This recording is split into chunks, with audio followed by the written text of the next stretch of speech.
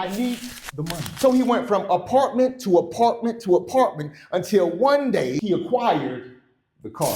And Nino Brown, one of the greatest gangsters of all time, operated with a pocket full of stones. His men would go out and sell that crack rock, crack cocaine. It's interesting because movies mirror reality. And the first housing project in the United States was not Marcy Projects with Jay-Z, it was Techwood here in Atlanta, Georgia. Oh, these projects were nice, beautiful, lavish. When you walked in, it looked like a magnificent hotel. Nice stones on the wall, and you had an elevator going up and down. These housing projects were immaculate. You had amazing women that they were built for.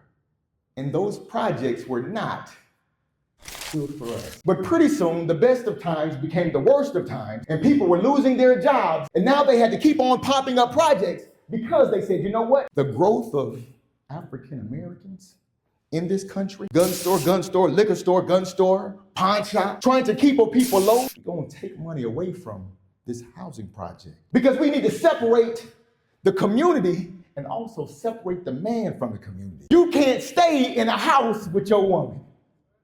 You're gonna have to find some other means. So the men went out to war, and war is a terrible and debilitating situation to where you see death, degradation. You're fighting a war that might not even be yours. And these guys saw pain and suffering, and they needed to cope. And sometimes, the majority of times, guess what? They didn't have a VA. They didn't have a hospital that would cater to their needs. So they turned to the individual that had a pocket full of stones. Gangs, prostitution, all came together in these housing projects. Now these men had money, they had power, they had status, they had all the things that you want, and they're walking around with their chest out because they got a pocket full of stones. You can't tell me nothing. Driving the latest cars, Mercedes and BMW. I got a pocket full of stones. I can get whatever girl I want. I can take your girl if I want to. I have the means. I can pay my way through problems. Sometimes they were even paying off the police. I got a pocket full of stones. But the Bible declares that there were also a different group of men with a pocket full of stones. And the Bible says that these men were upset with the one they called Jesus. Jesus the healer. The blind can see. 38 years he's been messed up. And now Jesus looks over a multitude and he finds one man by the Pool of Bethesda. Do you want to be made whole?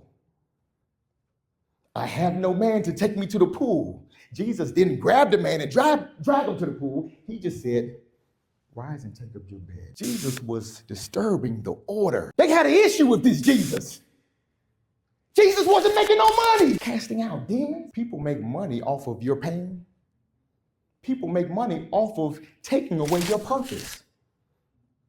If you have an issue, you would go to this religious leaders who would shun you, talk about you. They knew the Bible inside and out. Pockets full of stones. And the whole time, if you're not doing what you're supposed to do, the law says you should be stoned.